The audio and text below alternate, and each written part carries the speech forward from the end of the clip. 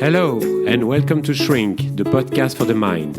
I'm Philippe, and I talk to the people who want to have a better understanding of their issues with weight and body image.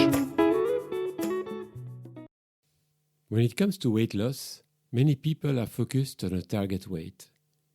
I often hear things like, I'll be happy when I will weigh 60 kilos. Or I need to lose 12 kilos before I can envisage dating again. It somehow feels like it's obvious to them that their life will change once they will have achieved their goal being a certain weight or a certain weight loss. And that's until I ask them to visualize themselves into the future being a few months later or a year later, when they will have achieved their goal, when they will have lost the weight they want to lose, when they will have reached the target weight that they want to have. I ask them to close their eyes, and I come up with different aspects of their life. I ask them to visualize what difference the weight loss will make. And that's what I would suggest we do together during this episode. Let's try and do this exercise together, if you want to, of course. I will speak a little slower. I want to make sure I don't sound creepy. Like my daughter said, Dad, watch out that you don't sound creepy, but I think you know that I'm not creepy. So I will speak a little slower than in my usual podcast episodes, and I will pause sometimes to give you a chance to properly engage in the exercise. Some people find it easier to do this with their eyes closed and in a quiet environment.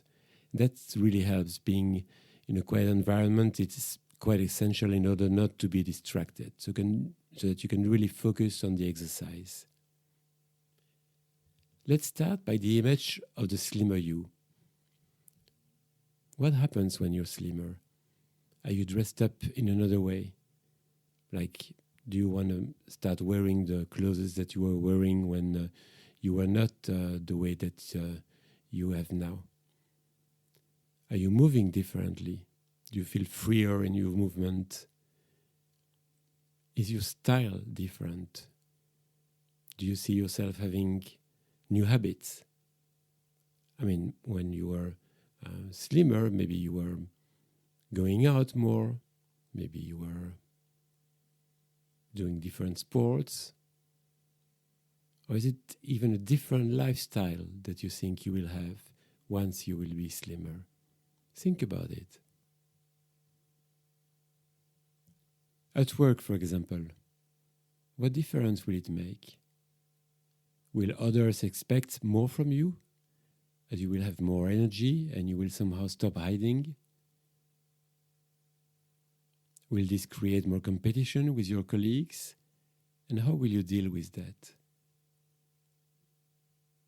It could really be that you are in a safe place and that your coworkers feel sorry for you, or at least that's what you expect. How will you manage this? How will you manage the expectations of your colleagues or your boss once you will have lost weight? How about the competition? Now somehow you're not someone who sees it as a competition at work because you're chubby, or because you're overweight, whatever word you want to use. You don't dress up like they do somehow. You know, they dare more, they look more corporate, or depending on the environment of work that you are in.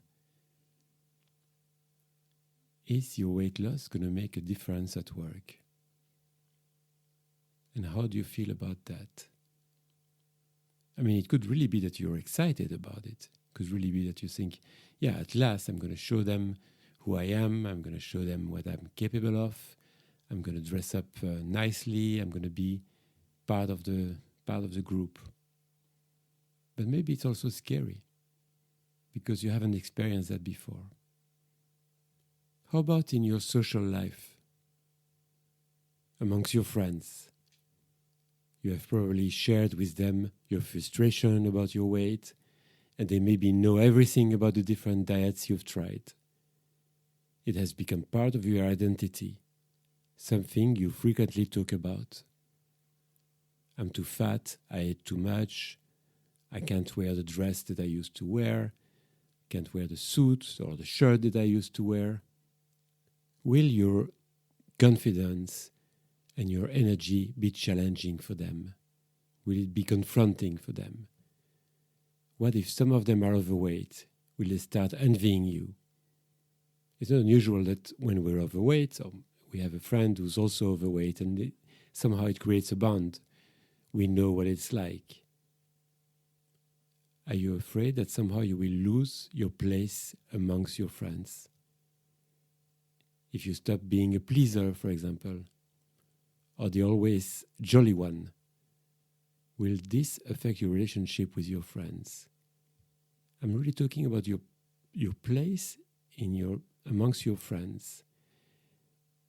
Probably very unconsciously, we all have a place. We all have some kind of a persona. We don't exactly show who we are. And once we start losing weight, we show a different aspect of who we are. I think we become more authentic. Well, that's in the best case scenario. We become more authentic. Well, you may think, well, if they're my friends, they'll be happy for me.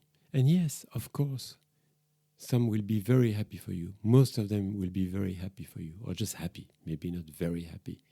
But for some, it will be confronting as well. It could be that when you go out with them, you start attracting more attention from people around you because you feel more confident. Maybe you will start flirting more easily because before you didn't dare doing that. It wasn't your place anyway. You were not the one who was flirty. A group of friends is a very fine mechanic, and it really works with habits, you know. We know what to expect from each member of that group. I mean, we can be surprised sometimes, but it's not like fundamental surprises. It's not like suddenly someone feels much better about themselves and moves differently and express themselves in a different way as well. So yes, the group will have to adapt to the new you, although I hate this kind of, I hate saying new you because it's the same you. It's still you, but it's you get rid of the weight on your shoulder and then the weight on your body. Again, in this episode, I really want to focus on these unconscious fears that we may have about our weight loss. In fact, in reality, things go pretty well, but we have this apprehension because maybe when we were young, putting on some weight was a way to avoid, let's say, the competition with our siblings, or it was a way to avoid the competition with one of our parents. So these things are engraved sometimes deeply inside us. And so we have these fears, we have these beliefs, but we don't really know we have them. What if you're single? Do you associate being slim, with being sexy? And then what does it really mean, being sexy? Does it mean being more prone to have sex with more people, being more open-minded about it? And what are the challenges that come with being sexy? Will you be approached by more people when you go out, for example? How do you feel about that? Do you know how to manage that? You're in a bar or in a cafe, on the beach, at work. It can be that it's all you're hoping for, but at the same time, you don't know how to manage these situations. Is a slimmer you more attractive, more feminine, or masculine if you're a man? How will you know if the men or women that engage with you do it for who you are or only for your look, for your new look? It can really be that even with your extra weight, people were finding you attractive and wanted to engage with you.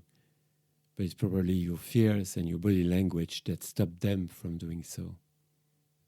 So again, you haven't learned how to deal with that.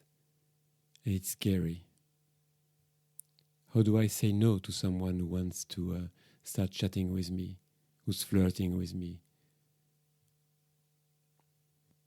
How do I deal with a colleague who invites me for lunch? I mean, these are common things which somehow, I mean, when you were invited for lunch by a colleague earlier, you would probably think, well, it's just because he or she doesn't want to go by themselves. But then you would, now that you visualize yourself being slimmer, you could think, well, maybe he has maybe he likes me or maybe she likes me. How am I going to manage that? Do I even like him or like her? I don't know. I've never even asked myself these questions before because I thought somehow I was undateable. I mean, look at me. But it can also be that you're the one who will be tempted to flirt with others, who will be tempted to engage in conversations with others, because you will feel like, now it's my turn. I've got the right. My body is okay. I can do that. But shit, that's really scary. That means that I will eventually end up in a relationship and I haven't been for so long. Or every time I've been in a relationship, it was for the wrong reason with the wrong person. I wouldn't choose the right person because in my mind, the right person, there is no way the right person will be attracted by someone like me. You may think I exaggerate when I say that. Maybe not, because maybe you've experienced that, or maybe that's something you felt very deeply inside you. How about the relationship with yourself? You spend a lot of time thinking, why did I eat that much? Why can't I lose weight? Why am I so fat? Why do I have that body? When will things be different for me? I mean, all these thoughts. I'm sure some of you spend a lot of time thinking about it. From the minute they wake up, as I usually say, until they fall asleep. And eventually, if they wake up at night to go to the loo, they will start thinking about it again. But what will you do with that time, with that energy that you will have? Because you won't have to think about that anymore. It's a problem of the past. C'est un problème du passé, we say in French. I'm not sure about the translation in English. So what will you do? Do you feel like you have to suddenly do different things? You have to be more creative? You have to... what will you do with that time, with all these thoughts, with that energy that before that you were putting into this tragedy you were in? And when I say tragedy, I'm not making fun of it, but I know that for some of you it's like a tragedy. It's like the story of your life, the fat me. But what will be my new life like? I say new life, I know why I say that, because it's like until now, you haven't lived the life that you wanted to live. But now that you visualize yourself in a month, in 6 months, or in a year, you're slim, what are you going to do with that new energy, with that new body, with that new you? And of course, it's a scary thought. I mean, as human beings, we are scared of changes. Some of us more than others, that's for sure. But we are scared of changes. So even if we hate the body that we're in, if we feel like it's a massive handicap on a daily basis, somehow it's also a safe place. And it's kind of tough to leave a safe place. Now, if you are in a relationship, try and visualize how this will affect your relationship. If your partner also has issues with her or his weight, you may think that by losing weight, you're confronting them with their own issues. They may feel like you're abandoning them. They may fear that you will cheat on them. It's like you're losing weight and I'm not. That's disloyal. It's like, that's not fair. Or maybe you're the one having these thoughts. If I'm slim, I'll be tempted to have an affair. I know it. I've done that in the past, and the only thing stopping me from doing it now is my weight. Is this something that resonates with you? or in you. And then there is what I call the kilos of abstinence. When you, in fact, don't want to have any physical intimacy with your partner. You're not attracted to that partner anymore, or you don't feel like sharing that intimacy. And your extra weight somehow protects you from that. Can you relate to that? What will happen to your relationship in a month, or in 6 months, in a year, when you will feel better about yourself? Is it going to affect your relationship?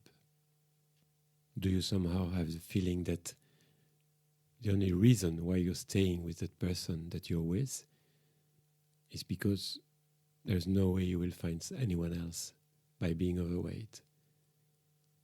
And once you will have lost that weight, you'll be free. You'll do whatever you want.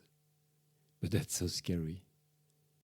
Now, in reality, most of my clients don't leave their husband or their wife or girlfriend or boyfriend once they've reached their ideal weight, or they don't start cheating on them. But somehow it's an unconscious fear that they have. Maybe they've seen it with others. Maybe it's something they've seen with their parents. I mean, there are different reasons why you may think that something like that might happen. A client of mine was telling me how annoyed she was when she's lost quite a lot of weight. And when she's with her husband and they meet friends, sometimes there would be someone saying something like, to her husband, saying something like, hey, you better watch out now because she's attractive, look at her. And she loves her husband. She didn't even think of ending the relationship. It was more, in fact, in other people's mind. And she found it so toxic that people would have thoughts like that. But, that's what it is. You can't control the thoughts that others have. But what you can is have control yours and make sure they're properly yours. And learn how to manage things, how to manage your thoughts, and how to manage what your thoughts create. I have listed only a few of the situations or a few of the systems. I like to talk about systems, in fact, systems that we live in, the family, the relationship, the friends, but there are others, and they are all very interesting. It's all very interesting to see how somehow unconsciously we fear that our weight loss will put these at risk, will make them challenging. In all these situations that I've listed, you can see how the extra weight has affected the way you behave and the way you see yourself. The way you see yourself in the different aspects of your life. It's like you have built a persona that fits the overweight version of yourself. It's not the real you. You've adapted yourself with that extra weight to the different situations that you encounter every day. And even if you hate it, somehow, I've said that before, but somehow it's a safe place. You've learned how to interact with others with your extra weight. And you've sometimes done that for many years. Sometimes since your childhood, in fact. So it's essential to acknowledge the fears around that, so that they are not unconscious anymore. Otherwise, you will keep on sabotaging your goals and your attempts to lose weight. I often speak about our emotions and how they can play tricks, or how they can influence our eating habits. But I will get back in some future episodes to these unconscious fears that makes it difficult and sometimes for some people almost impossible to lose weight, because I find it a fascinating subject, fascinating topic, and I know it concerns a lot of people. As always, I hope that this podcast episode will be helpful and can give you some insight, but it can also be that it has been a bit disturbing somehow. So if that's the case, and if you're not feeling good about something, or if you have any question about something, feel free to get in touch. My email is philippe@philippetaron.com. And many of you also follow me on Instagram, and you can send me a message on Instagram. I'll be more than happy then to answer your questions. And because I want you to feel good about all this, because it can be challenging.